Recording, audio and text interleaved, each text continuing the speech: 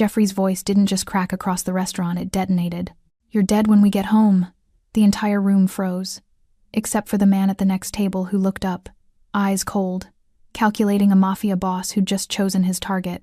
And when he slid into Jeffrey's seat like he owned the moment, Belinda didn't realize she'd just stepped into a war no one walks away from, unscarred, not even Dante Toscano. If you're hooked in and want to enjoy this story, go ahead and subscribe, and drop a comment letting me know where you're watching from. It's always amazing to see where everyone's watching. Plus, tomorrow I've got another incredible story lined up, and you definitely don't want to miss it. Alright, back to the story. "You're dead when we get home." Jeffrey's voice didn't lower, didn't soften. It cracked across the restaurant like a whip across crystal, sharp enough that the couple at the corner table went still, forks suspended over their truffle risotto. Belinda's hand froze, fingers wrapped around her wineglass stem. The burgundy liquid trembled, or maybe that was just her. She'd been reaching for it because her throat had gone dry after he'd leaned in, his cologne suffocating, and hissed that she'd been eye-fucking the sommelier. She hadn't been. She'd glanced up when the man poured their wine. That was all. But Jeffrey didn't deal in facts. He dealt in perceptions, in control, in making sure she understood that every breath she took outside his approval was borrowed time. "I asked you a question." His fingers found her wrist beneath the table. Not the bruising kind of grip, never where it would show, but firm enough that her bones ached. "Were you flirting with him?" "No." Her voice came out smaller than she wanted, barely more than a whisper. "I was just being polite. You don't smile at other men." Each word landed like a gavel. "Do you understand me?" This was how it always went. A nice dinner, his idea. Always his idea would start pleasantly enough. He'd choose her dress, critique her makeup, and then inevitably something would set him off. A glance, a smile, an imagined betrayal, and she'd pay for it later. 2 years of this, and she still hadn't found the door. "I understand," she whispered. "Good." Jeffrey released her wrist and reached for his scotch. "Because when we get home, you and I are going to have a long conversation about respect." The threat hung in the air like smoke. Belinda reached for her fork again, but her hand was shaking. The fettuccine blurred through tears she refused to let fall. Not here, not in public. That would only make it worse. She didn't notice the man at the table behind her. Not at first. He sat alone, unusual for a Friday night at Bellissimo. Dark suit that fit him like armor. Hair swept back with distinguished silver at the temples. Olive skin, sharp jaw, the kind of face that belonged in old Italian films. But it was his eyes that would have stopped her, if she'd been looking. Dark, watchful, predatory, and currently locked on Jeffrey with an expression that wasn't curiosity. It was calculation. Dante Toscano had been enjoying a quiet dinner when the man's voice cut through the ambient music. He'd heard threats before, had issued plenty himself, but there was something about the way this one landed, the way the woman's entire body seemed to collapse inward, that made his jaw tighten. He watched Jeffrey's hand move beneath the table. Watched the woman's face drain of color. Watched her try to make herself smaller, invisible. Dante knew predators. He'd spent his entire life among them, had become something far more dangerous himself. But the predators in his world operated by certain rules. You didn't target innocents. You didn't terrorize women. You certainly didn't do it in public, arrogant enough to think no one would intervene. Jeffrey stood abruptly, tossing his napkin onto the table. "I need to use the restroom." "Don't. Move." The moment he disappeared down the hallway, Dante made his decision. He rose from his table with fluid grace, buttoning his suit jacket with one hand. The elderly couple at the corner table watched him with wide eyes as he crossed the space between tables and slid into Jeffrey's still warm chair. Belinda's head snapped up, confusion flooding her tear-stained face. "You're not safe with him," Dante said quietly. His voice was low, controlled, but there was steel beneath the silk. "And he won't lay another finger on you tonight." "I what?" Belinda's hand flew to her chest. "Who are you?" "Someone who doesn't tolerate men like him." Dante leaned back slightly, giving her space but maintaining unwavering eye contact. "How long?" I don't understand. How long has he been hurting you?" The question landed like a physical blow. Belinda's mouth opened, closed. Tears spilled over despite her best efforts. 2 years, she whispered. "But he doesn't. He's never actually. He gripped your wrist hard enough that you'll have marks tomorrow. He threatened your life loud enough for half this restaurant to hear. That's not, never actually." Dante's expression didn't change, but something flickered in his dark eyes. "What happens when you get home?" Belinda couldn't speak. The truth was too large, too shameful, too consuming. I thought so. Dante pulled out his phone, tapped something quickly. What's your name? Belinda. Belinda, my name is Dante Toscano. In approximately 30 seconds, your boyfriend is going to return and find me sitting here. He's going to be angry. Let him. Dante's voice remained calm, almost gentle. Do not apologize. Do not try to smooth things over. Just sit there and let me handle this. Can you do that? She nodded, too shocked to do anything else. Footsteps approached from behind her. Jeffrey's voice cut through the restaurant again, louder this time. What the fuck do you think you're doing? Dante looked up slowly, and Belinda watched his expression transform into something that made her blood run cold. Sitting, Dante said simply. You have a problem with that? Jeffrey's face flushed red. That's my seat, and that's my... She's not yours. Dante stood now, and Belinda realized he was taller than Jeffrey, broader. She's a person, and you're done frightening her. Do you know who I am? Dante's voice dropped to barely above a whisper, but somehow it filled the entire space. Two men in dark suits appeared from nowhere, flanking Jeffrey, and Jeffrey's face went white. Dante, Toscano, now you understand. Dante's smile didn't reach his eyes. Leave. Don't come back. Don't call her. Don't text her. Disappear from her life completely, and maybe you walk out of here on your own feet. Jeffrey looked at Belinda, at Dante, at the two men blocking any escape route. Then he turned and walked toward the exit on trembling legs. Belinda sat frozen, her entire world tilting sideways. Dante turned back to her, and his expression softened. You're safe now. I promise you that. He placed a card on the table. This is my number. When you're ready to talk about what happens next, call me. I don't understand any of this. You will, Dante signaled to the waiter. Your dinner is paid for. So is a car to take you wherever you need to go. Just tell the hostess when you're ready. Why are you helping me? Dante paused, something ancient and sad crossing his features. Because someone should have helped someone I loved, once, and no one did. Then he walked out, leaving Belinda alone with her cold pasta and a business card that felt like a key to a door she hadn't known existed. Outside, Jeffrey climbed into his car with shaking hands, not noticing the black SUV that pulled out behind him, not noticing that Dante Toscano's reach extended far beyond restaurant interventions, not noticing, until it was far too late, that he'd just made the worst mistake of his life. Belinda sat alone at the table for 17 minutes before she could move. The restaurant hummed around her laughter from the bar, the clink of dessert spoons against porcelain, someone ordering champagne 3 tables over. Normal sounds. A normal Friday night for everyone except her. Her phone vibrated. Once, twice, 17 times in those 17 minutes. She didn't need to look to know it was Jeffrey. The waiter approached cautiously, as if she might shatter. Miss, your car is waiting whenever you're ready. No rush. Your car. As if she were someone important, someone worth protecting. She looked down at the business card still sitting on the white tablecloth. Heavy stock, embossed lettering. Just a name and a number. Dante Toscano. Who was he? And why had Jeffrey looked like he'd seen a ghost when he heard that name? Her phone buzzed again. This time she looked. Jeffrey. Where the fuck did you go? Jeffrey. Answer me right now. Jeffrey. You're making this so much worse for yourself. Jeffrey. I swear to God, Belinda, if you don't answer. Her hands shook as she silenced it. The waiter was still waiting, patient and kind. I'm ready, she whispered. The car was a black Mercedes with leather seats that smelled like expensive cologne. The driver didn't ask questions, just confirmed her friend Casey's address and pulled smoothly into traffic. Belinda watched the city lights blur past, her mind replaying everything. Jeffrey's grip on her wrist, the stranger's dark eyes. You're not safe with him. The way those two men had appeared like shadows, the way Jeffrey had gone pale, the way he'd left something Jeffrey never did. He never backed down, never surrendered control, unless he was truly afraid. Her phone erupted again. She powered it off completely and felt something loosen in her chest. When was the last time she'd turned off her phone without Jeffrey's permission? When was the last time she'd gone anywhere without texting him her location, her ETA, who she was with? 2 years. 2 years since she'd belonged to herself. Casey opened her apartment door before Belinda could knock, pulling her into a hug so tight it hurt. Oh my God, I got your text. What happened?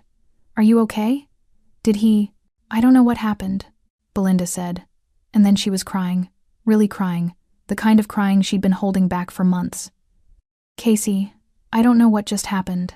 She told Casey everything over chamomile tea neither of them drank, the restaurant, Jeffrey's threat, the stranger who'd sat in Jeffrey's seat like he owned the world, the name that had turned Jeffrey into someone she'd never seen before, someone scared. "Dante Toscano," Casey repeated slowly, already typing into her phone. Her eyes widened. Oh, what?" Casey turned her phone around. The photo showed the same man from the restaurant, but in a different context. He stood outside a courthouse, surrounded by men in suits, his expression carved from granite. The headline read, "Alleged crime family head Dante Toscano walks free after charges dismissed." Belinda's teacup clattered against the saucer. He's Mafia? Not just Mafia. Like, the Mafia in this city. Casey scrolled through more articles. His family's been here for generations. There are rumors, God, Belinda. There are so many rumors. That he runs everything from the docks to half the restaurants downtown. That he's ruthless with anyone who crosses him. But also, she paused. Also that he has this weird code. That he protects people. Women especially. There are stories about abusive husbands who just disappeared after their wives got too many bruises. Belinda felt cold. Disappeared? I'm just telling you what I read. Casey grabbed her hand. But Belinda, if Jeffrey knows who he is, if Toscano actually threatened him, maybe that's good? Maybe Jeffrey will finally leave you alone? Belinda's phone, still powered off on the coffee table, suddenly felt like a live grenade. What if he doesn't?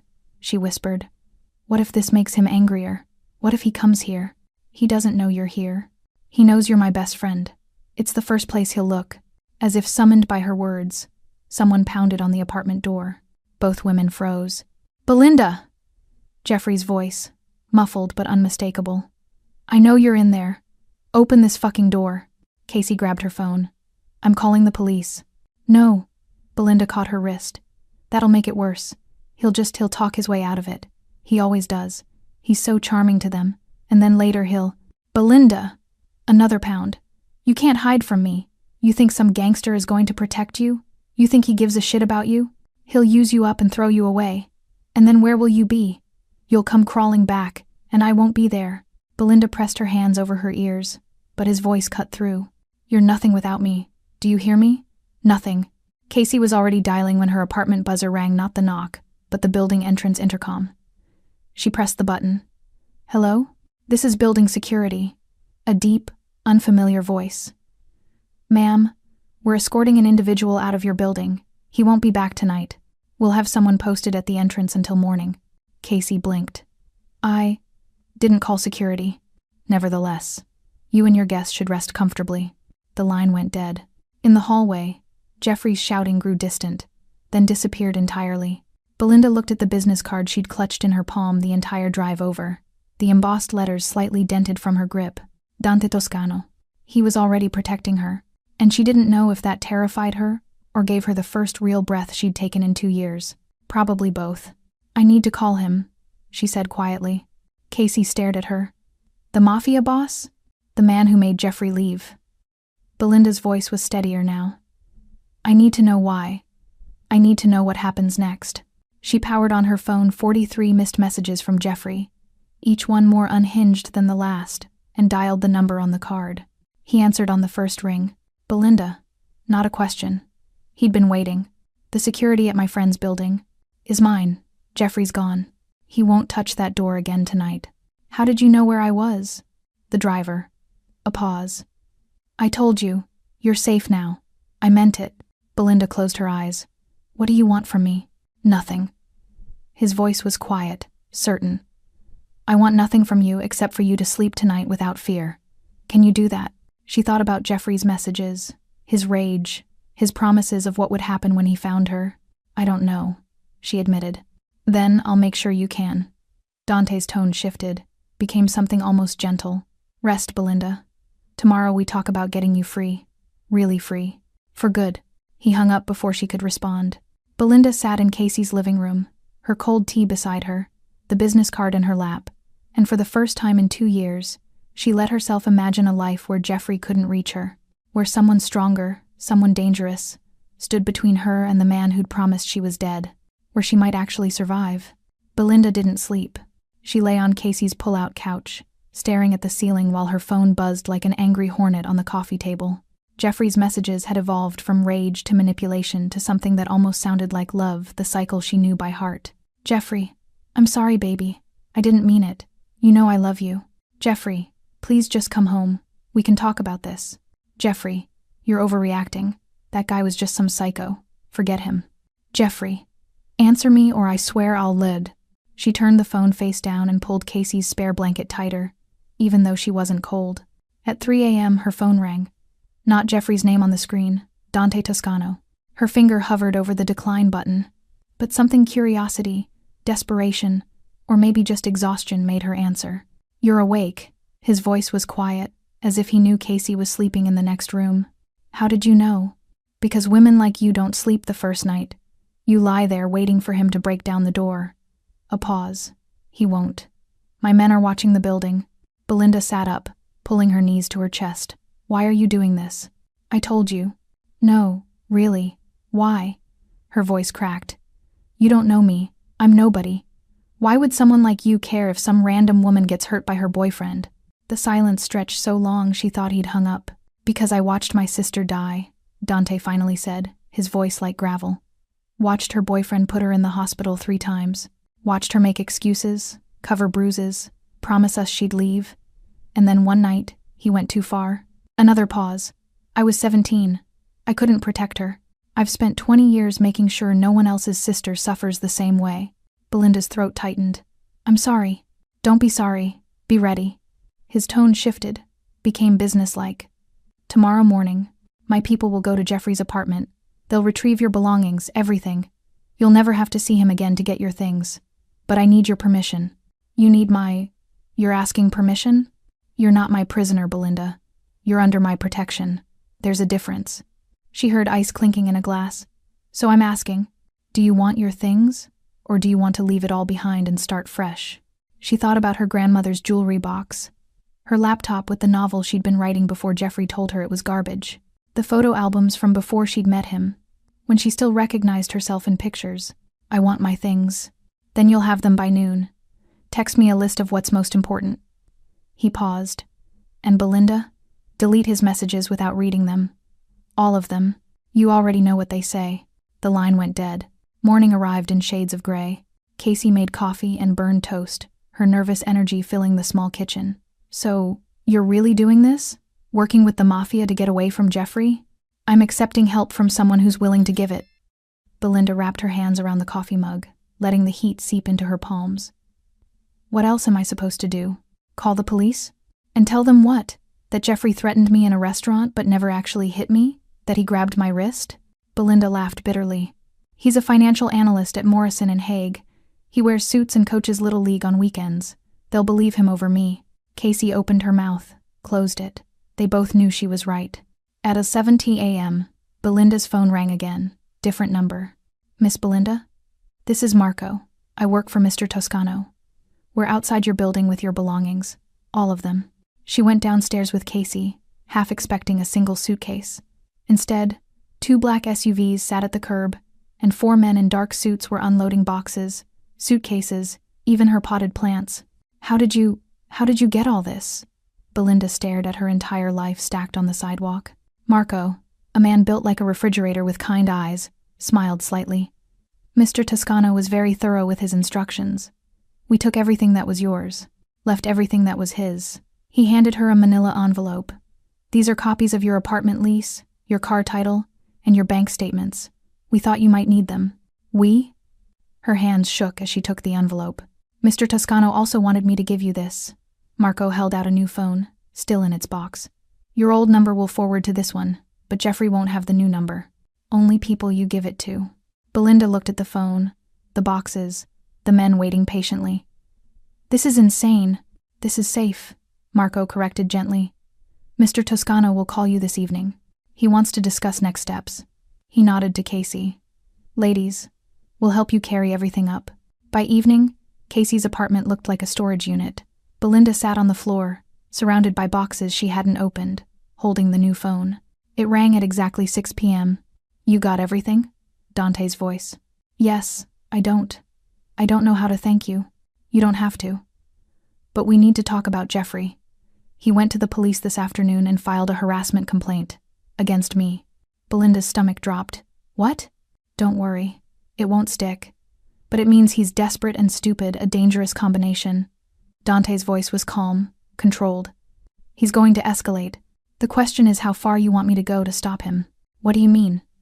I mean, I can make him leave you alone permanently. Legally. Mostly. But it requires you to trust me. Really trust me. Ice clinked. I need you to come to my office tomorrow. See what I actually do. Who I actually am. Then decide if you want my help, or if you want to handle this another way. Belinda looked around at her life in boxes. Thought about Jeffrey's 43 messages. Remembered the feeling of his fingers digging into her wrist. Where's your office? I'll send a car at 10. And Belinda? His voice softened. You're braver than you think. Most women don't make it this far.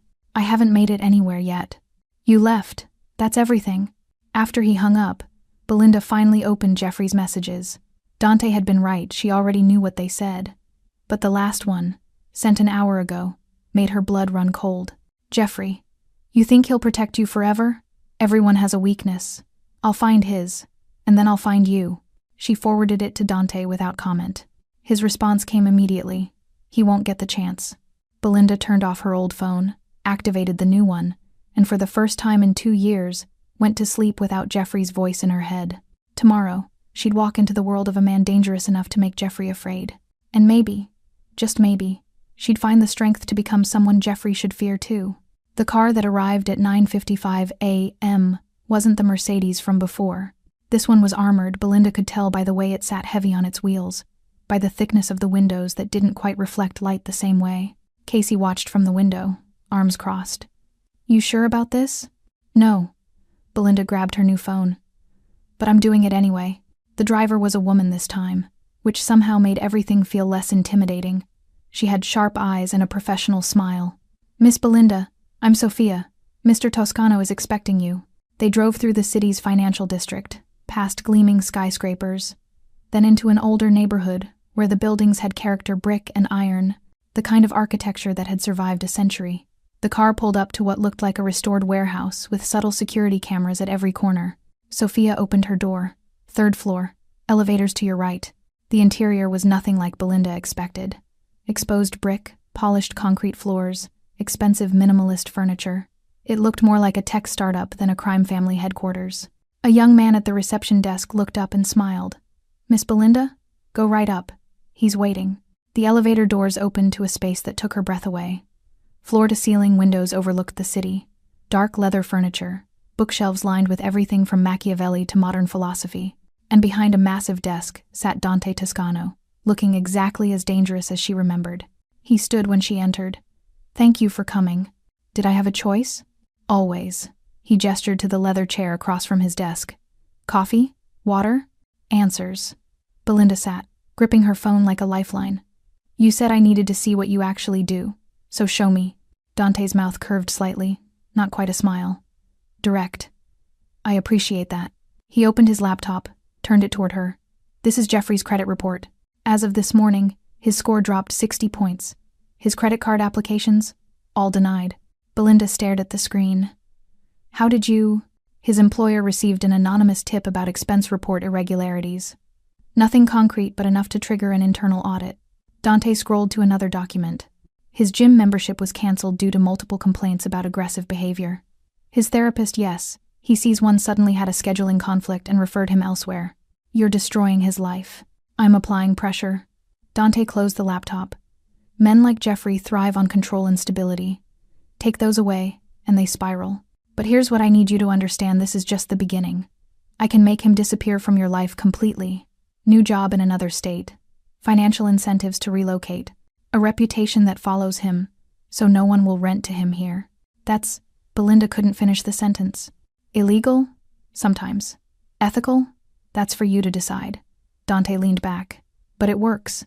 I've done this 17 times in the past 5 years. 17 women who sleep without fear now because men like Jeffrey learned there are consequences. Belinda's hands shook. What if he fights back? He already is. Dante pulled out his phone, showed her a screenshot. It was Jeffrey's social media, a long post about being targeted by organized crime, for standing up to thugs who harassed his girlfriend. Oh my God, Belinda felt sick. He's making himself the victim. And getting no traction. Look at the comments. She scrolled. Most were supportive at first. But then, bro, multiple people saw you threaten her at that restaurant. My sister works at Bellissimo. She said you were screaming at your girlfriend. This is such obvious manipulation. Get help. How? I didn't post those. Real people did. Dante took his phone back. Because real people were there. They saw what he did. Social consequences are just as powerful as legal ones. Belinda stood, walked to the windows. The city sprawled below, indifferent and enormous. My therapist says I need to process this myself. That having someone else fix my problems isn't healing. Your therapist is partially right. Dante joined her at the window, maintaining respectful distance. You do need to heal. But healing doesn't mean facing your abuser alone. It doesn't mean being noble or strong enough to handle everything yourself. His reflection in the glass was serious. Sometimes healing means accepting that there are people who will stand between you and danger while you recover. And what do you get out of this? Peace. The word was quiet. Knowing I did what I couldn't do for my sister. Belinda turned to face him. Show me the rest. Over the next hour, Dante walked her through everything. His legitimate businesses, restaurants, construction, real estate, the gray areas, political connections, strategic partnerships, and the dark edges he didn't hide from the enforcement, the protection rackets, the violence when necessary. I'm not a good man, Belinda. I want you to understand that clearly. He poured them both coffee from an espresso machine that probably cost more than her car. I've hurt people. I'll hurt more. But I have rules. Children are sacred. Women are protected. Innocents don't get caught in crossfire. And Jeffrey? Jeffrey violated my rules the moment he threatened you in public. Dante's expression hardened. What happens to him now is up to you. I can make him leave the city. I can make him afraid to speak your name. Or I can make him disappear permanently. The weight of that statement settled between them like smoke. I don't want him dead, Belinda whispered. Good. That makes you better than me. Dante's phone buzzed. He glanced at it, and something flickered across his face. Speaking of Jeffrey, he just called out sick from work. 3rd day this week. He never gets sick. He's falling apart. Dante showed her another message. His mother called him this morning. Apparently his father heard about the incident and isn't pleased. Old money family, reputation matters. Belinda watched the information flow across Dante's phone texts, emails, reports from people she'd never know. A network of eyes and ears dismantling Jeffrey's carefully constructed life piece by piece. This is really happening, she said softly. This is you getting free. Dante met her eyes. But I need to know you're in this, all the way. Because once we push him to the breaking point, he'll either run or he'll snap. And if he snaps, you'll be there. I'll be there. Not a question, a promise. Belinda looked out at the city again, at the life she'd been living down there among those streets, small and terrified and controlled. Then she looked at the man beside her, dangerous, yes, but honest about what he was. I'm in, she said. All the way. Dante nodded once. Then let's finish this. That night, Jeffrey sat in his apartment, Belinda's apartment, technically, though he'd always treated it as his, surrounded by empty beer bottles and unanswered calls. His boss wanted to see him Monday morning. His credit cards were maxed. His friends had stopped returning texts. Even his LinkedIn showed fewer connections than yesterday. And somewhere in the back of his mind, past the rage and the alcohol, a cold fear was growing. The fear that he'd made an enemy of someone who didn't lose. 3 days after their meeting, Belinda found herself standing outside Café Paradiso at 2 p.m., exactly as Dante had requested. Not demanded, requested. The distinction mattered more than she'd expected. The café was tucked into a quiet corner of Little Italy, the kind of place tourists never found. Through the window, she could see him already seated in a private corner booth, reading a newspaper like someone from a different era. Her phone buzzed. Casey, checking in for the 4th time that day. Casey, you okay? Want me to come? Belinda, I'm fine. Just coffee. Casey, with a mafia boss. Belinda, just coffee with a mafia boss. The absurdity of it almost made her laugh. Inside, the cafe smelled like espresso and fresh bread. An older woman behind the counter smiled at her with knowing eyes. You must be Belinda. Go ahead, honey. He's been waiting. Dante stood as she approached, and she noticed details she'd missed before: the slight scar above his left eyebrow, the calluses on his hands when he shook hers, the way his expensive suit couldn't quite hide the shape of something holstered at his side. "Thank you for meeting me," he said, gesturing for her to sit. "You said no pressure." Belinda slid into the booth, grateful for the privacy the high walls provided. "And I meant it." He signaled the server, who brought them both espresso without asking. "How are you sleeping?" The question caught her off guard. Not how are you doing or are you okay, but something specific, something that suggested he understood. "Better," she admitted. "I only woke up twice last night." "Progress." He added sugar to his espresso with precise movements. "And Jeffrey?" "Silent for 36 hours. Belinda wrapped her hands around the tiny cup. "It's almost worse than the messages. Like he's planning something." "He is." Dante's voice remained calm. "His lawyer contacted my lawyer yesterday. Restraining order request. Claims I'm stalking him." Belinda's cup rattled against the saucer. "What?" "It won't go anywhere. Too many witnesses to what actually happened." He met her eyes. "But it confirms what I suspected. He's not running. He's digging in. So what do we do?" "We don't do anything. I handle Jeffrey." "You?" He paused, seeming to choose his words carefully. "You focus on building a life he can't touch. That's why I asked you here. Not to talk about him." Belinda blinked. "Then why?"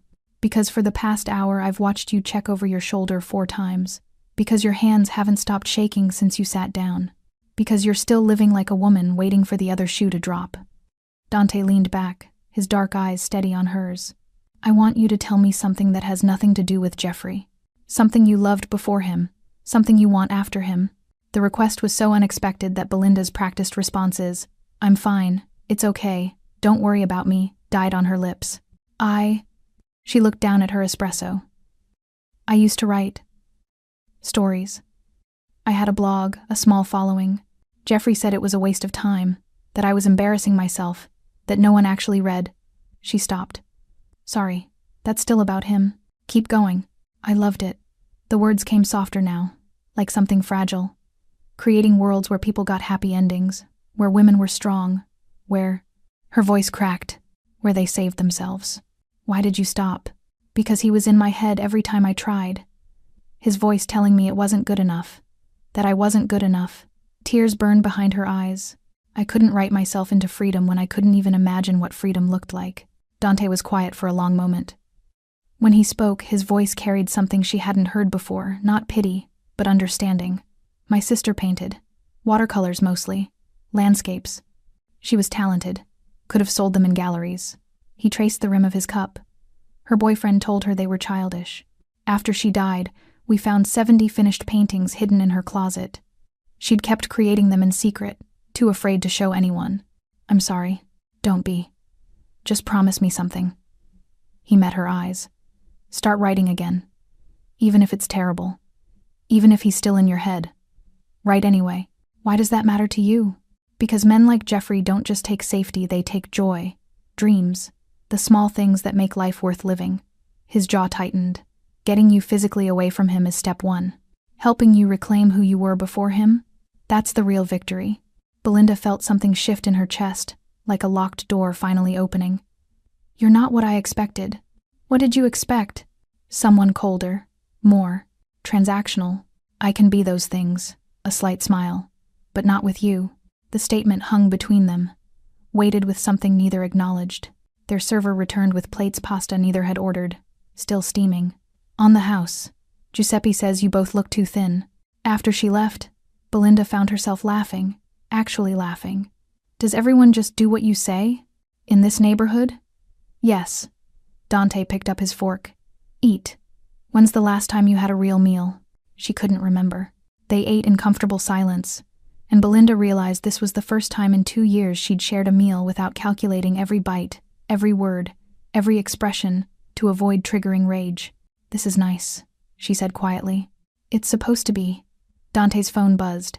He glanced at it, and his expression darkened almost imperceptibly. "I need to tell you something. Jeffrey was fired this morning." The pasta turned to ash in her mouth. "What?" "The audit found irregularities. Not enough for prosecution, but enough for termination." He set his phone down. "He's going to blame you. And me. And he's going to be desperate. Desperate men are dangerous men." "Yes." Dante's hand moved across the table, stopping just short of touching hers, which is why I'm not letting you out of my sight until this is finished. That's not, you can't just... I can, and I will. His voice left no room for argument. You stay with Casey, but my people watch the building 24/7. You go anywhere, Sophia drives you. You see anything suspicious? You call me first, not the police. Me? This is insane. This is survival. He finally closed the distance, his hand covering hers. His skin was warm, rough with calluses. Belinda, I've seen how this ends when women try to handle it alone. I've buried the evidence. I won't bury you. Her breath caught at the intensity in his eyes, not romance, not possession, but something fiercer. Protection as a promise, as a vow. Okay, she whispered. Okay. His phone buzzed again, then again. He looked at the screen and stood abruptly. I need to make a call. Stay here. Don't leave this booth. What's wrong? Jeffrey just posted your address online. All of them, Casey's apartment, your parents' house, your workplace. Dante's voice was ice. He's weaponizing the internet. Oh God. I'm handling it. He was already dialing. Marco, I need a full digital sweep, now. And get me the IP address. Belinda watched him walk to the cafe's back room, phone pressed to his ear, his entire demeanor shifting into something lethal. She looked down at her half-eaten pasta and realized with startling clarity she wasn't falling for a dangerous man. She was discovering what safety actually felt like, and it was terrifying. 23 days. That's how long Belinda had been living in a world without Jeffrey's physical presence. Though his shadow lingered like smoke she couldn't quite clear from her lungs. She stood in Casey's kitchen on a Wednesday morning, actually making breakfast, scrambled eggs with herbs, toast that wasn't burned, fresh coffee, small victories that felt monumental. You're humming, Casey said, appearing in the doorway with bedhead and surprise written across her face. Belinda froze, spatula midair. I am? First time in. God, I can't even remember. Casey grabbed a mug. It's nice. You should do it more. After Casey left for work, Belinda opened her laptop, the one Dante's people had retrieved from Jeffrey's apartment, and stared at the blank document. She'd been staring at blank documents for 3 weeks now, Dante's words echoing in her head. Right anyway. Her fingers found the keys. Chapter 1. The Woman Who Learned to Breathe. The words came slowly at first, then faster. A story about a woman who'd forgotten she had lungs until someone reminded her that air was free. It was rough, probably terrible, but it was hers. Her phone rang at 1:01 a.m., Dante's daily check-in, so punctual she could set her watch by it.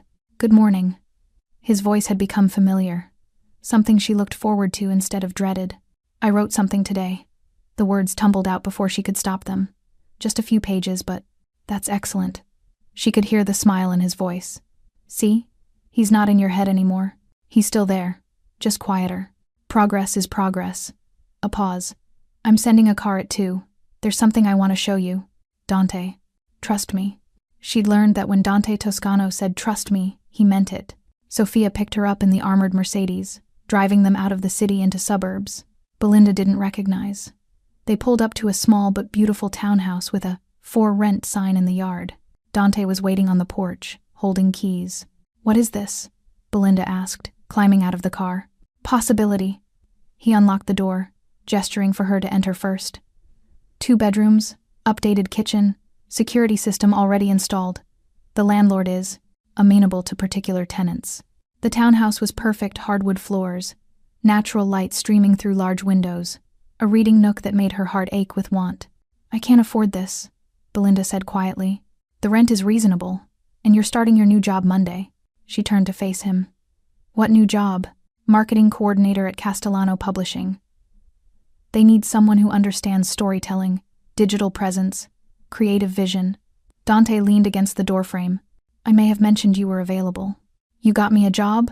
Her voice rose. Without asking, I arranged an interview. You got yourself the job they called this morning. Said your portfolio was exactly what they needed. His expression remained neutral. Unless you don't want it. Belinda opened her mouth, closed it. She'd sent that portfolio out weeks ago, before Jeffrey, when she'd still believed in futures. How did you... Your laptop. I had my tech people recover old files Jeffrey had made you delete. Dante pushed off the doorframe. Your writing samples, your design work, it was all still there. Just hidden. Something in her chest cracked open. He made me delete everything. He tried to erase you. He failed. Dante walked to the window overlooking a small backyard. This place is yours if you want it. First month's rent is handled. Security deposit waived. After that, your new salary covers it easily. Why are you doing this? Because Casey's apartment is temporary, and you need space to rebuild. Because every day you stay dependent on others is another day you don't feel fully free. He turned to face her. And because watching you become yourself again is... He stopped, something unreadable crossing his features. It matters to me. The air between them shifted, charged with something neither named. Belinda's phone shattered the moment, not her new phone, but the old one she'd kept powered off in her purse. She'd forgotten it was even there. It was ringing. Jeffrey. She stared at it like a snake that had crawled out of her bag. Don't answer. Dante's voice was sharp, but she was already reaching for it, some old reflex overriding common sense. She answered, putting it on speaker with shaking hands. Belinda. Jeffrey's voice was wrong, slurred, manic, fractured. Finally, I've been trying to reach you for weeks. Jeffrey, do you know what you've done to me? Do you? Something crashed in the background. I lost everything. My job, my apartment, they won't renew my lease. My family won't return my calls. Everyone thinks I'm some kind of monster because of you and your gangster boyfriend. Dante moved closer, his presence solid beside her. I didn't do anything, Belinda said, her voice steadier than she felt. You did this to yourself. I loved you. The words came out as a roar. I gave you everything, and you destroyed me. You threatened to kill me in a restaurant full of people. Her voice was ice now, something new and hard rising in her chest. You grabbed me, controlled me, made me afraid to breathe wrong for 2 years. You destroyed yourself, Jeffrey. Silence. Then a sound that might have been laughing or crying. You think you're safe with him? You think he's your hero? Jeffrey's voice dropped to something venomous. He's a criminal, Belinda. A killer. And when he's done with you, when you're not useful anymore, he'll throw you away like garbage. Just like I should have. Goodbye, Jeffrey. She ended the call, her entire body shaking. Dante took the phone from her hands and removed the battery in one smooth motion. He's unraveling. He sounded insane. He's drunk, fired, and desperate. The most dangerous combination. Dante's jaw was tight. Marco's been watching him. He's barely left his apartment in days. Drinking heavily. Not sleeping. This call means he's escalating. What do we do? You do nothing. You take this townhouse, start your new job, keep writing. Dante's hand found her shoulder, steady and warm. I handle Jeffrey. That's the arrangement. But, Belinda. He turned her to face him, his dark eyes intense. You're finally breathing again. Don't let him take that away, even from a distance. Promise me. She nodded, not trusting her voice. What she didn't say, that breathing felt different when he was around. That safety had started to feel like something else entirely. That she was terrified of trading one kind of dependence for another, even if this one felt nothing like Jeffrey's prison. That night, Sophia drove her back to Casey's apartment. Security was doubled, 2 men in a car across the street, another at the building's entrance. Belinda lay awake, thinking about the townhouse with its reading nook and natural light, about the job that would let her work with words again, about Dante's hand on her shoulder, solid and real, and about Jeffrey's voice, cracking apart on the phone, promising destruction. Somewhere across the city, Jeffrey sat in the dark, surrounded by empty bottles, scrolling through photos of Belinda on his phone. In one, she was smiling, really smiling, something he hadn't seen in months. She was standing next to Dante Toscano outside a cafe, her hand on his arm, looking up at him like he'd hung the moon. Jeffrey's grip tightened on his phone until the screen cracked. He knew where that cafe was. He knew their patterns now he'd been watching. And tomorrow, he'd stop watching and start acting. Jeffrey watched from his car as Belinda stepped out of Cafe Paradiso, laughing at something Dante had said. Laughing. When was the last time she'd laughed with him like that? 3 weeks of surveillance had taught him their patterns. Dante picked her up every Thursday at 2. They'd have coffee, talk for hours, and she'd emerge looking lighter, freer. It made him sick. His hands gripped the steering wheel, knuckles white. The rational part of his brain, the part that had earned him a finance degree in a corner office, whispered that he should walk away, move to another city, start over. But the other part, the part that had been growing louder since the restaurant, demanded retribution. She'd humiliated him, destroyed his career, turned his own family against him with lies and manipulation, and Toscano, that criminal, had enabled all of it. Jeffrey pulled up his phone, scrolling through the contacts until he found Marcus Chen. Marcus, who'd been fired from Dante's organization 5 years ago. Marcus, who had scores to settle and information to sell. They met in a parking garage at midnight. "You're sure about this?" Marcus asked, lighting a cigarette. "Toscano doesn't forget, doesn't forgive." "I'm sure." Jeffrey handed him an envelope of cash, his last savings. "I just need to know where he lives, where he takes her." Marcus counted the bills, then scribbled an address. His estate, 30 acres outside the city, gated, security everywhere. He looked up. "But Thursday nights, he sends most of his guards home. Some tradition about not mixing family time with business. You'd have maybe a 2-hour window. That's all I need." "You're not going to—" "I'm going to talk to her." Jeffrey's voice was measured, controlled. "Just talk. Make her see reason. She'll listen once Toscano's not poisoning her against me." Marcus didn't look convinced, but he pocketed the cash anyway. "Your funeral, man." Thursday arrived like Judgment Day.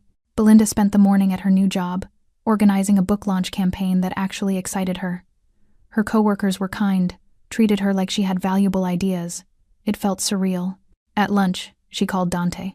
"Thank you. For the job referral. For everything. You earned it." She could hear paperwork shuffling. "Still on for tonight? I want to show you the security features at the townhouse before you move in Saturday. I'll be ready at 7. "Belinda." His voice softened. "You sound happy." "I am. Is that okay?" "It's everything." She hung up, feeling like the sun had come out after years of rain. At 6:55 p.m., Sophia pulled up to Casey's building. But instead of the usual Mercedes, it was a different car, sleeker, more personal. "Mr. Toscano is driving tonight," Sophia explained. "Said something about wanting to show you the property himself." Dante arrived 10 minutes later in a black Audi that probably cost more than most houses. He opened her door himself, something she noticed he always did. "You didn't have to drive personally," Belinda said. "I wanted to." His eyes held hers a moment longer than necessary. "Besides, I'm tired of conducting our conversations through security glass." The estate was 40 minutes outside the city, down a private road that wound through old-growth forest. Gates opened automatically, revealing a property that looked like something from a film, stone and glass architecture, perfectly landscaped grounds, security so subtle you'd miss it if you weren't looking. "This is where you live?" Belinda breathed. "Where I exist. There's a difference." Dante parked in the circular drive. "Come on. I'll show you what real security looks like so you'll feel better about the townhouse system." Inside was elegant minimalism, expensive but not showy. He walked her through camera placements, panic buttons, reinforced entry points. "This is insane," Belinda said. "Do you really need all this?" "In my world? Yes." Dante opened French doors to a terrace overlooking gardens. "But tonight, most of my people are off. Thursday tradition, I give them time with their families." "That's kind. It's human." He poured 2 glasses of wine. "Even dangerous men need to remember that." They talked as the sun set, about everything and nothing. Her writing, his sister, the strange path that had brought them to this moment. "I should probably tell you something," Belinda said, the wine making her brave. "I Googled you. Really Googled you. The articles, the rumors, all of it. And I'm still here." She met his eyes. "That should probably scare me." "Should it?" Dante moved closer, his voice low. "Are you afraid of me, Belinda?" "No." The word came out as a whisper. "That's what scares me." The distance between them evaporated like morning fog. His hand found her face, thumb brushing her cheekbone, and she leaned into the touch like someone starving. "We should," he started. The security alarm shattered the moment. Dante's entire demeanor changed, hand moving to the weapon she knew he carried. "Stay behind me." On the monitor, a car was forcing its way through the estate gates. Jeffrey's car. "He found us." Dante's voice was ice. "Get inside. Lock the bathroom door. Don't come out until I tell you." "Dante." "Now, Belinda." She ran. Outside, Jeffrey stumbled out of his car, something metallic glinting in his hand. A gun. Dante pulled his phone, dialing even as he chambered around in his own weapon. "Marco. Code red at the estate. Subject is armed. I need backup now."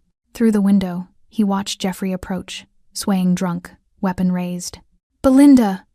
Jeffrey's voice cracked across the grounds. "I know you're in there. Come out and talk to me. That's all I want. Just talk." Dante stepped onto the terrace, weapon raised but pointed down. "Leave. Now. Last warning." Jeffrey's laugh was unhinged. Or what? You'll kill me? Go ahead. I've got nothing left anyway. She took everything. She took nothing. You destroyed yourself. With your help. Jeffrey raised the gun, barrel shaking. You think you saved her? You're just another cage. She'll figure that out eventually. The difference, Dante said quietly, is I'll open the door when she asks. Jeffrey fired. The shot went wide, shattering a window. Dante didn't flinch, calculating distance and angles with practiced precision. That was your one. Dante's voice carried deadly calm. Drop it or the next move is mine. Jeffrey's face crumpled, tears streaming. I loved her. No, you owned her. There's a difference you'll never understand. Behind him, Belinda emerged from the house despite his orders, unable to stay hidden while Dante faced danger. Jeffrey saw her and his face transformed, hope and rage mixing into something desperate. Baby, please, tell him you forgive me. We can start over. I'll be better. I swear I'll... Goodbye, Jeffrey. Her voice was steady, final. Something in him shattered. He raised the gun again, this time pointing it at his own head. Don't, Dante started, but Jeffrey didn't pull the trigger. His hand dropped, weapon falling to the grass as he collapsed, sobbing.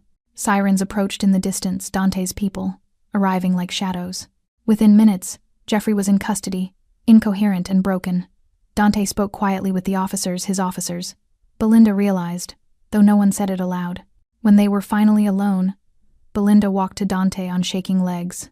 You came out, he said. I told you to stay inside. I couldn't let you face him alone. I'm always alone when it matters. Not anymore. She took his hand.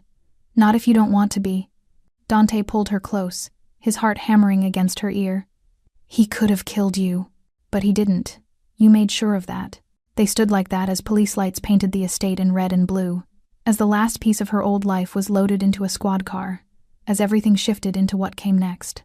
The morning after the estate, Belinda woke in a bedroom that wasn't hers. Sunlight filtered through heavy linen curtains, falling across crisp white sheets, and the faint scent of Dante's cologne on the pillow beside her. She'd cried herself to sleep in his arms on the couch downstairs. Sometime before dawn, he'd carried her up here and stayed, until her breathing evened out. The other side of the bed was cold now. He was already gone. She found him on the terrace where it had all happened less than 12 hours ago. Broken glass had been swept away, the bullet hole in the stone planter already patched. Dante stood at the railing in a black sweater, sleeves pushed up, coffee in one hand and phone in the other. His knuckles were bruised. He turned when he heard her bare feet on the tile. The hardness in his face softened the instant he saw her. You should still be sleeping, he said quietly. I woke up and you weren't there. Her voice cracked on the last word. She hated how small it sounded. Dante set the coffee down and crossed to her in 3 strides. He didn't ask permission. He simply pulled her into him, arms locking around her like he could still shield her from the night before. She buried her face in his chest and felt the tremor that ran through him when she started shaking again. He almost killed you, she whispered against his sweater. He didn't. Dante's hand slid into her hair. He never even got close. Down on the lawn, 2 of his men were loading the last of Jeffrey's abandoned car onto a flatbed. It would disappear by noon. Everything would disappear. Belinda pulled back just enough to look up at him. What happens to him now? He's in a facility I own. No bars on the windows, but he's not leaving until he's sober, medicated, and no longer a threat. Dante's jaw flexed. Doctors, therapists, whatever it takes. If he ever wants to see daylight again, he'll sign whatever papers keep him 1,000 miles away from you. Permanently. That's not the legal system. No, Dante said, meeting her eyes without flinching. It's mine, and it works. She should have argued, should have insisted on police reports and court dates and justice served in daylight, but all she felt was relief so sharp it hurt. I keep replaying it, she said. The gun, the way he looked at me like I was the one who broke him. Dante's hands framed her face, thumbs brushing away tears she hadn't realized were falling. Listen to me. You didn't break him. Men like Jeffrey break themselves the moment they decide another person's fear is theirs to own. You just stopped letting him own yours. She closed her eyes, leaning into his touch. I'm tired of being afraid. Then don't be. Simple, certain, terrifying in its promise. His phone vibrated. He glanced at the screen and the air around him shifted like a blade sliding into a sheath. What is it? She asked. Jeffrey tried to hang himself an hour ago. Guards cut him down in time. Dante's voice was flat, but his eyes were stormy. He left a note. Belinda's stomach lurched. What did it say? Dante hesitated the first time she'd ever seen him do that, then handed her the phone. A single photograph. A torn piece of paper in Jeffrey's shaking handwriting. I'm sorry I wasn't enough for you to stay. She stared at the words until they blurred. Guilt and rage and grief collided inside her chest, threatening to split her open. He doesn't get to do this, she said, voice rising. He doesn't get to make me the villain one last time. Dante took the phone, pocketed it, and cupped the back of her neck. Then don't let him. You survived him, Belinda. Now live louder than his ghost. She looked out over the gardens, at the exact spot where Jeffrey had collapsed, sobbing 12 hours earlier. The grass was already perfect again. Evidence erased, life continuing. Something inside her hardened, then cracked open into fierce, bright resolve. I want to see him, she said. Dante studied her face for a long moment. You don't have to. I know. But I need to look him in the eye and tell him goodbye myself. One last time. Then I never speak his name again. Dante's answer was immediate. I'll take you this afternoon. He started to step away. She caught his hand. Dante. Her voice was steady now. Thank you for standing between me and the bullet last night. His eyes darkened. Always. The word settled between them like a vow neither of them was ready to name yet. But both of them felt it. The facility looked more like a private rehabilitation center than a prison. Pale stone walls, manicured gardens, discreet men in quiet corners. Belinda walked the hallway beside Dante, heels clicking on polished tile, heart hammering so hard she felt it in her teeth. She had asked for this. She would not look away. Jeffrey sat on the edge of a narrow bed, wrists bandaged, eyes hollow. When the door opened, he flinched, then stared at her like she was a ghost. Belinda stopped 3 feet away. Dante stayed behind her, silent, immovable. Jeffrey tried to stand. The guards pushed him gently back down. Belinda, his voice cracked. I'm sorry. I'm so sorry.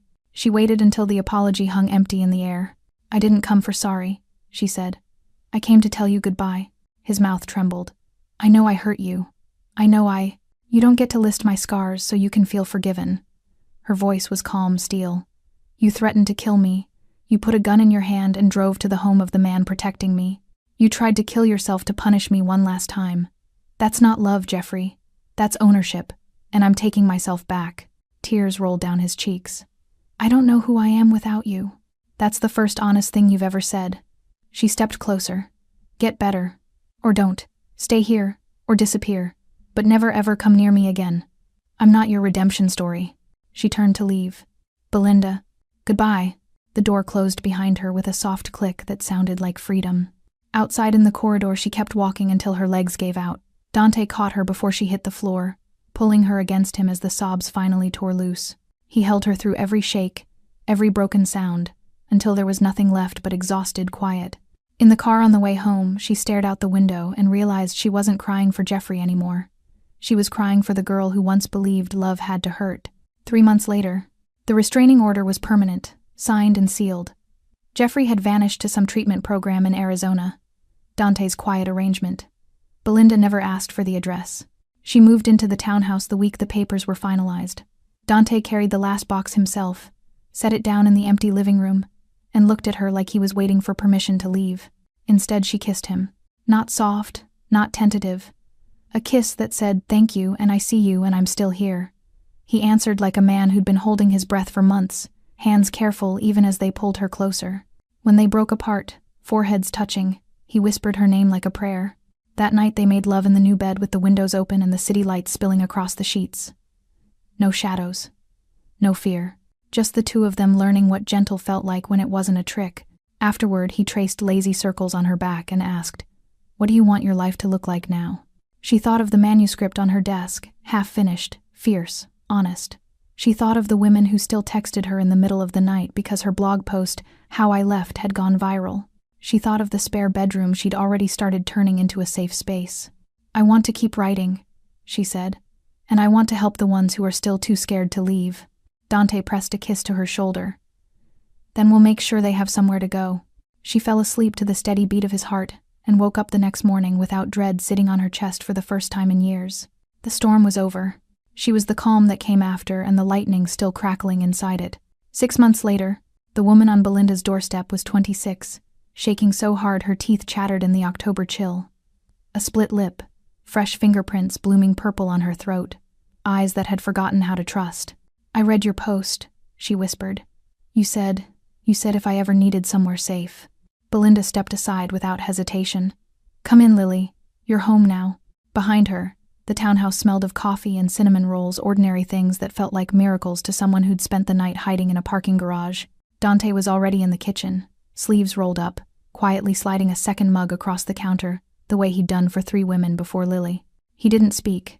He simply nodded once, the silent promise that no one would get through that door unless Belinda allowed it. Lily flinched when Dante moved. Belinda caught her hand. "He's with us," she said softly. "He's the reason the locks are steel and the cameras see everything. You're safe."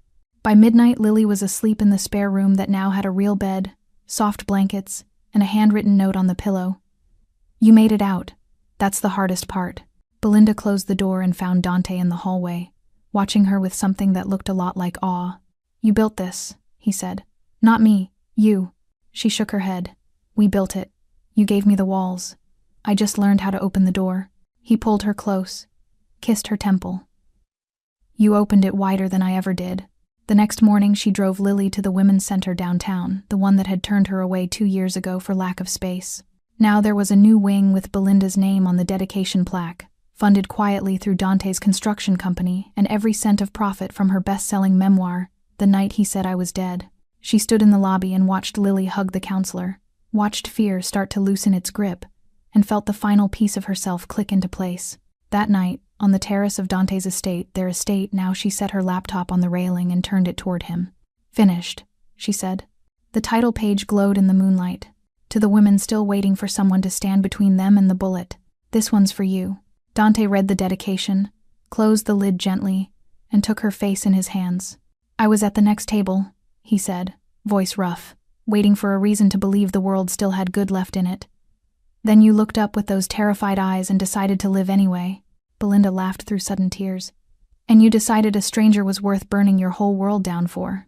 "I'd burn it again. Every time."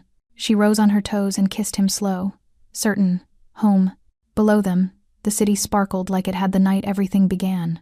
Only now she wasn't shrinking in a restaurant corner. She was standing on a terrace with the man who'd caught her when she fell, building something bigger than either of them. Her phone buzzed.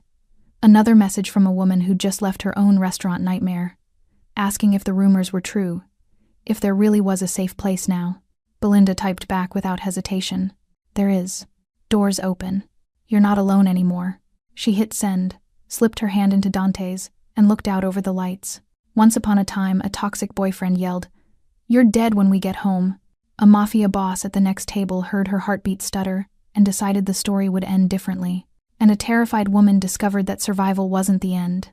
It was only the moment she became the one who stands in the doorway, arms open, ready to catch the next shaking soul running for her life.